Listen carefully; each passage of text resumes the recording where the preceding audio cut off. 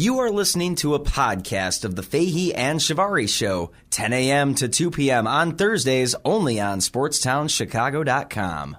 You're listening to Fahey and Shivari on SportstownChicago.com.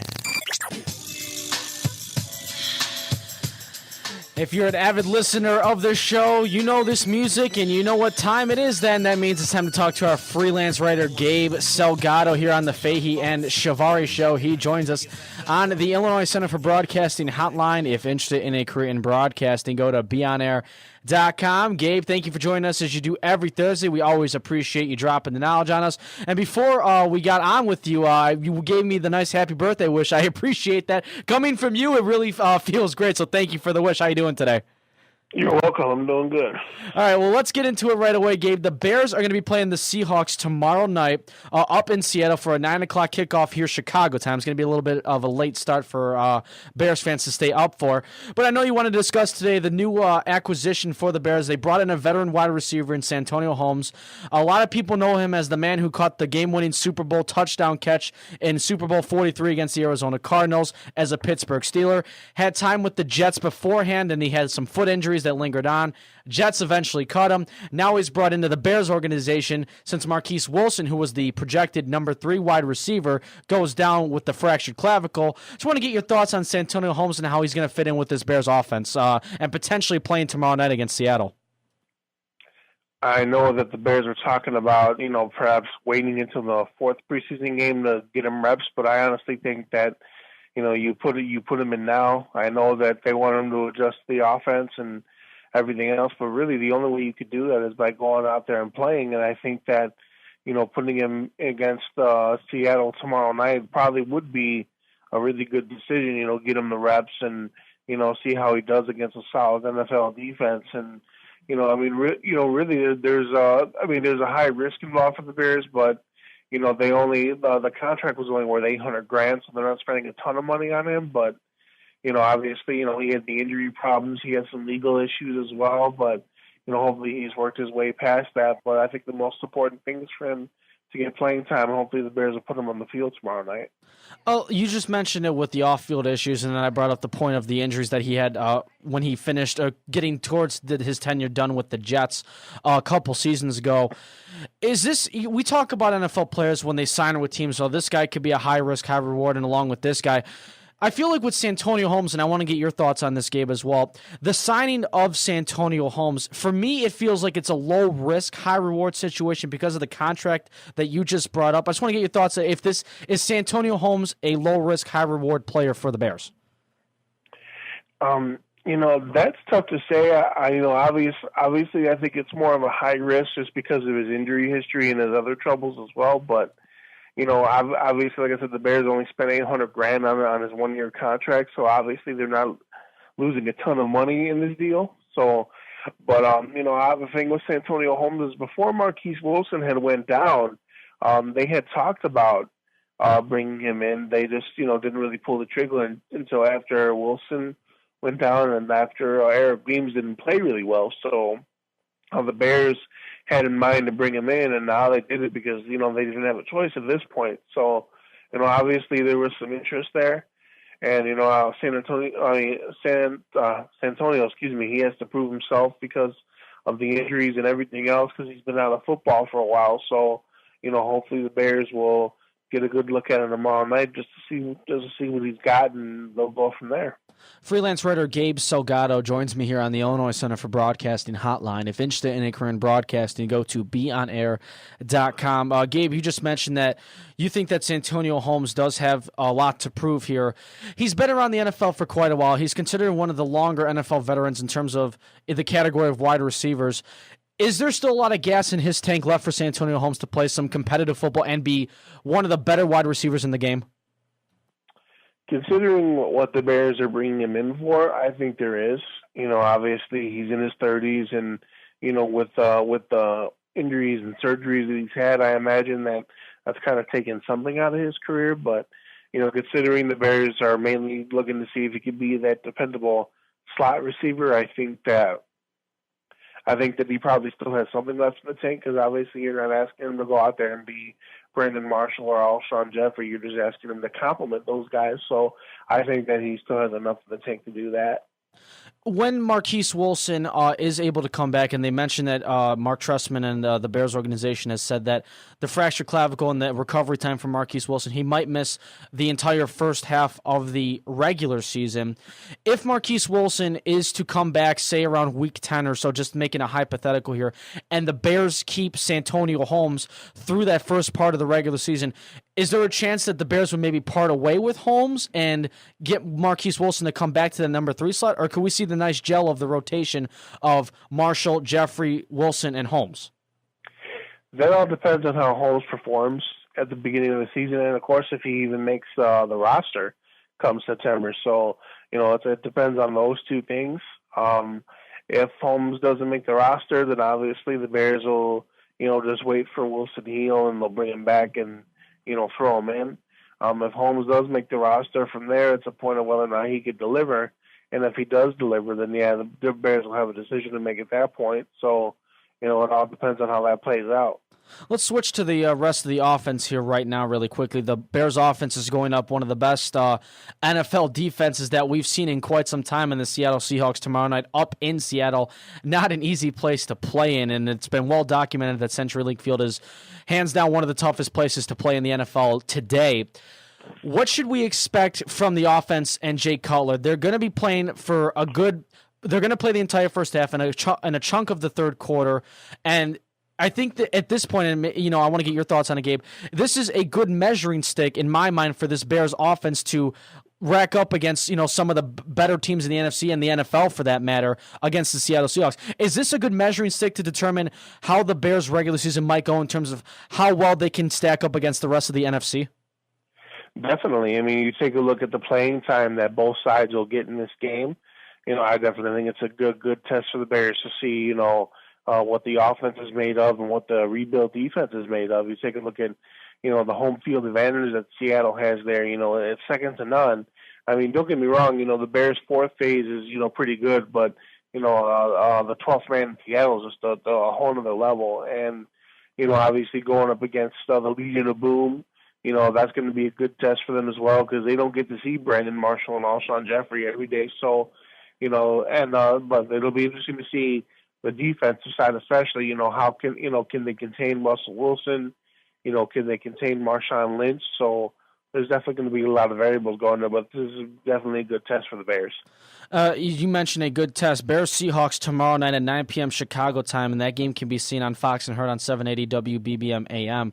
What is the one thing that you're really going to be looking out for Bears-Seahawks tomorrow night?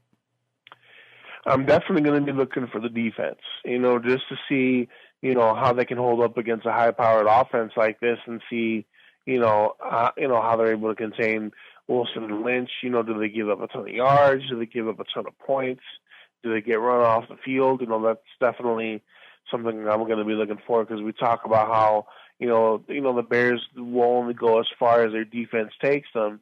So if they can handle the team like Seattle, it'll definitely show how they can hold up during the regular season against other good offenses as well. Gabe, I always appreciate you joining us here on the show on SportsTownChicago.com at this time every Thursday. Gabe Salgado with us here on SportsTownChicago.com. Really quickly before we let you go, I want to transition outside of Chicago really quickly. The big news in Cleveland was Brian Hoyer has been announced that he's going to be the Week 1 starter over Johnny Manziel. Just want to know if you had any thoughts on that and if that was the right move by head coach Mike Pettine for Cleveland. Both of them haven't really played very well at all. I mean, yeah, they completed a few passes here and there and, made a couple of solid plays over time. But in all reality, Cleveland's offense, doesn't really look as in sync as you'd like them to. And, Johnny Manziel still adjusting to the pro game, and that's painfully obvious. And, Brian Hoyer isn't exactly the best quarterback that you want out there. So, obviously, I think that Cleveland still has a long way to go before, fixing everything that's wrong with that team. Gabe, we always appreciate you joining the show. We enjoy your thoughts and hear you dropping our knowledge here on our station. We appreciate you joining us as always. Thanks again for the birthday wish. Have a great day, and we'll talk to you next week. Thanks, guys. You're listening to Fahey and Shivari on SportsTownChicago.com. Yeah. Sports Cipher Sports Update. It's 10:05, and that means it's time for your Sunday Sports Update. I'm Gabe Salgado. Follow me on Twitter at GabeSalgado82. And it was a big day for baseball in Chicago today. In case you haven't heard, the magical run by Chicago's own Jackie Robinson West sadly came to an end today. They were defeated 8-4 by South Korea in the World Championship game at the Little League World Series. But Chicago, be proud of those kids. They came home as the United States champions, so we'll definitely take that. As for Major League Baseball, the Cubs pull off the weekend sweep of the Baltimore Orioles by winning 2-1 earlier today. It's their first series sweep since taking 3 in a row from the Boston Red Sox at the end of June. As for the White Sox, they were also involved in the weekend sweep, but unfortunately it was on the opposite side of the spectrum. The Yankees capped off their 3-game series with the Southsiders by taking today's game 7-4 in 10 innings. The Sox have now lost 6 straight after taking 2 out of 3 from Toronto last weekend. And after their 28-point demolishing at the hands of the Seattle Seahawks on Friday night, the Bears have released 12 players within the last 48 hours. The 4 biggest names on that list are quarterback Jordan Palmer, second-year running back Michael Ford, veteran defensive tackle Nate Collins, and former Pro Bowl safety Adrian Wilson.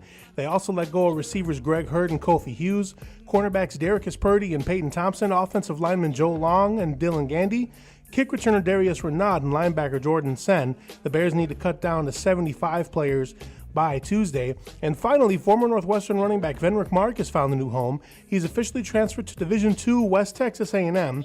And in doing so, he will not need a waiver from the NCAA, as he'll be able to keep his eligibility.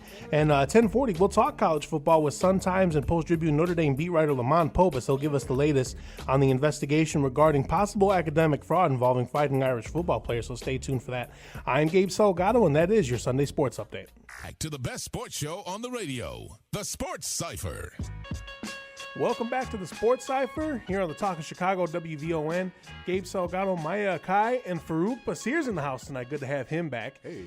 And right now, joining us on the line is the Notre Dame beat writer for the Chicago Sun-Times and the Gary Post-Tribune, Lamont Pope. And Lamont, thank you for joining us. We appreciate it. Oh, thanks for the invite. So now there's everything that's been going on in Notre Dame with the academic situation. It involves football players and it involves apparently regular students too. How did this all get started? What got the ball rolling on this thing? Right. About an academic, a member of the academic staff became suspicious that some students had submitted papers and homework that had been written for them by others. And this was right around the end of the summer session. And so this member of the academic staff alerted the proper officials, and then I think right around July 29th, they went to the academic I'm sorry, excuse me. It went to the athletics office, and that launched the investigation. And where do we stand at currently as far as that goes? Obviously, the 4 players, DeVries, Daniels, and the other 3 players are still suspended. Am I correct? Right. Right now, the latest is, the investigation's ongoing, and Notre Dame's preparing right now to play their season openers on Saturday against Rice. And the team's preparing to play without, 3 potential starters and a 4th guy in Kendall Moore. And the loss of the 3 guys, particularly wide receiver DeVaris Daniels and cornerback Kavari Russell, those 2 losses could be huge. I mean, Russell is a guy who 26 starts under his belt. Really, towards the end of last season, started to come along. Really made some huge strides, and he was, maybe entering this season as probably the second best player on that defense behind linebacker Jalen Smith. And so the loss of Kavari Russell is a tremendous loss if he's out for an extended period of time. And the same thing with DeVaris Daniels. Here's someone who is the top returning wide receiver. He was the number 2 guy last year behind T.J. Jones, and he's going to step into that number 1 slot this season. And so with him gone, their top returning receiver is a guy who had 15 receptions last year. And so there's a huge drop-off as far as experience is concerned. There's a lot of depth still at wide receiver, and that's one thing that Notre Dame's happy about is that, there's at least a lot of depth there for them to kind of look for somebody to fill those votes, but DeVaris was someone that was kind of dependable, really a deep threat. Someone had a big game in the season opener last year against Temple, had a big touchdown against Purdue, and so those 2 losses are huge potential losses if they're going to be out for an extended period of time. Lamont, how serious is this really? Because you see scandals similar to this, maybe not exactly like this, but you'll see like off the field stuff going at other schools. And someone will be suspended for some meaningless game against whack college university state or something. but then they'll be back for the big game against Texas or USC or whatever, So I guess, is that the best way to measure it, if they'll actually be going past this game this coming Saturday? Well, I mean, I think that the reason why this scandal or this situation has exploded and caught the national attention is because of the name Notre Dame. When you think of Notre Dame, you don't traditionally think of trouble. There's a program that over the last couple of years. Last year they lost their starting quarterback, Everett Golson, because he said that he showed poor academic judgment. So he was out the entire season because of an academic situation. And then in the spring they're without DeVaris Daniels because of a suspension tied to academics. And so there's been the situation over the last couple of years where there have been some key players that have missed some time because of academics. But again, I think there's the name Notre Dame. Anytime that there's any news with Notre Dame, it's going to be big. But then when you throw in the mix that Notre Dame is, there's this thought process that Notre Dame always does things the right way. And so when there's a situation that involves the school and academics and a scandal, it's going to be big news.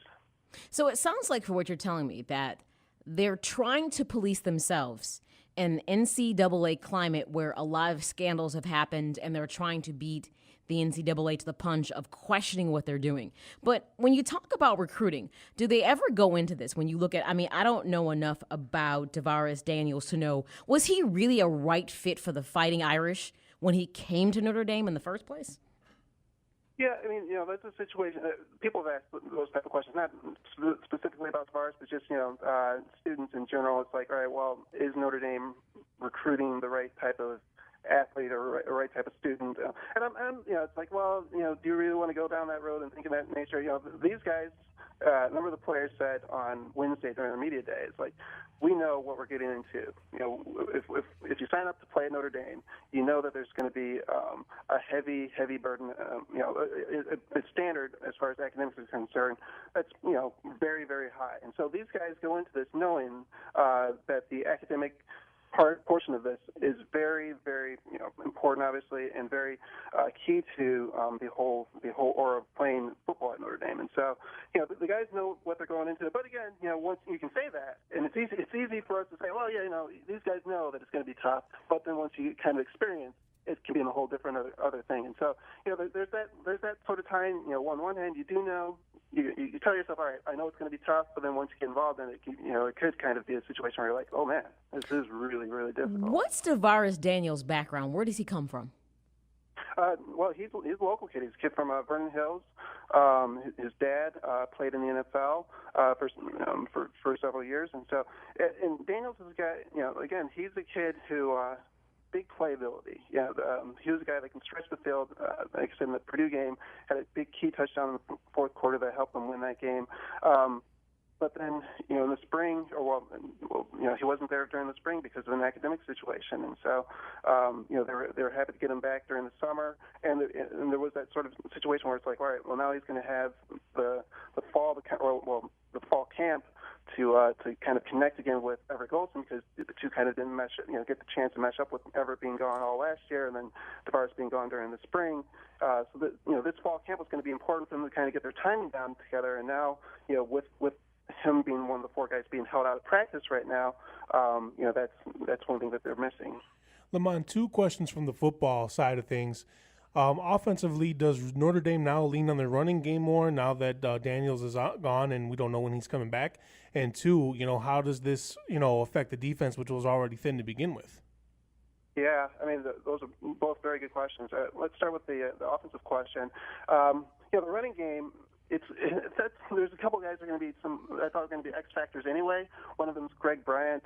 He's a freshman who missed most of last season with a knee injury, and so he's healthy. And Brian Kelly really likes the way that he runs this season. He's power running back. He really punishes the opponents, and so he's a guy that has the potential to be a big time running back for the Irish. And he's one of those guys I think coming into the season. I'm starting to work on my season preview for Wednesday's paper, and he's one of the guys that I have as one of the five guys to watch, because I think that he can be a difference maker if he's able to stay on the field. And then they have another running back, Terry Folson, who who had a big game against Navy, and sort of his big breakout game. And so he's another guy that has the potential to really, really help that offense out. The wide receivers, I mean, they have Chris Brown, they have Corey Robinson, who's the son of David Robinson. They have William Fuller, so they have like some depth there, but there's a lot of those guys just haven't had the chance or haven't had the opportunity to kind of prove it themselves. And so, and again, having someone like Everett back and having him in the mix here, someone who can not only do some things with his arm, but is able to do some things with his legs. That's an added dimension that the team didn't have last year. The defensive question, I mean, this is a team defensively that there are going to be so many question marks to begin with. They lost so much up front. Step into it when he had a chance to come back, but he decided to go to the pros. Lewis Nix the third, same thing, another nose guard from last year. He decided to go to the NFL instead of come on back. They lost their two leading tacklers from last year, from linebackers, Dan Fox and Carlo Calabrese, and so you lose those two guys, and you lose Bennett Jackson as a cornerback, and so there's so many guys that they're kind of having to replace to begin going into the season, and then you add in the mix potentially losing Kavari Russell, and that's huge because Kavari was a guy, they have a new defensive coordinator in Brian Van Gorder, and they're expecting to kind of have him be the lockdown guy on one side of the field, and so it's like, all right, Notre Dame was like, we're not going to have to worry ourselves about this side of the field because Kavari is going to have that locked on down. And now with him out of the mix, potentially out of the mix, on the other side, you have Cody Riggs, a transfer from Florida, and he's a kid who has a lot of experience playing in the SEC, and so they're pretty happy to be able to get him on in this year. But now on the other side, you have Cole Luke, sophomore. And so he got some playing time last year, but now he's going to have to step up and play a much larger role. And so, the defense was the situation where there's going to be a lot of questions entering the season, and now there's even more with the loss of Kavari Russell, potential loss of Kavari Russell. All right, he's a Notre Dame beat writer for the Gary Post-Tribune, Chicago Sun-Times, Lamond. Oh, thanks a lot for joining us. Thanks, Lamond. Thank you. Here's the thing. This is how I ultimately see this. After the huge academic scandal that happened in North Carolina, which is still unfolding, I think that Notre Dame decided they needed to take the kind of high road on this. And if fraud's being reported by any type of instructor, let's just deal with it. And I think given their pedigree, I don't think they have a choice on this. And the sad thing is, I just don't get why players are still trying to beat the system. It's never going to end in college because the culture is created for them to do that, to not have to be as accountable as the regular students, even though there are regular students that are involved in this particular thing. But the majority of these scandals, it's because these guys are treated like they're above the law on these campuses. And because they're superstars and they're going to be in the pros someday. Guess what? The house of cards just all fell down. What I'm concerned about is at the end of the day, whatever the findings of this investigation are, how much of this heat's going to fall on Brian Kelly, the head coach. I mean, he says that as far as he knew, his players, were on the up and up. But, again, this is college football. Understand, it's academic fraud, which means it took a professor or an instructor report. They thought there was some erroneous something going on, and they addressed it. So he, honestly, as a head coach, he doesn't know if something erroneous is going on. I mean, out of fairness to him, I remember when I was at Iowa, there were a couple players that tried to be erroneous. And they failed that astronomy class, by the way, and that teacher went right to the coach. And that was that. I mean, so it's about the culture of what's acceptable. So as a coach, can you know everything? Not necessarily. But the fact that they found something out and they acted on it immediately, I think that's totally fair. And I'm not going to hold him accountable for that because you can't know. Your players in tons of classes. They are. Everything from ballroom dance to whatever. I'm curious to see as to how much longer the NCAA stands on the sidelines with this. I mean, obviously, Notre Dame looked into They'll it. They'll stand as long as they can, Gabe. They just gave the four major conferences the ability to decide what they do with scholarships. So if you think they're going to interact on this or not. But at the same time, the way they threw the hammer down on North Carolina, they could do the same thing. Okay. They're not going to do that to Notre Dame. Understand that. But North Carolina's situation was so ridiculous. They gave out degrees to people who really didn't complete, degree programs. So, that's a different ballgame. This is probably you cheating a class, and you have an instructor like, you're not going to cheat my class. I'm going to tell. And because we're Notre Dame and we're so special, Notre Dame. We're not Notre Dame, we're Notre Dame. We're not going to accept that. And it's a different culture.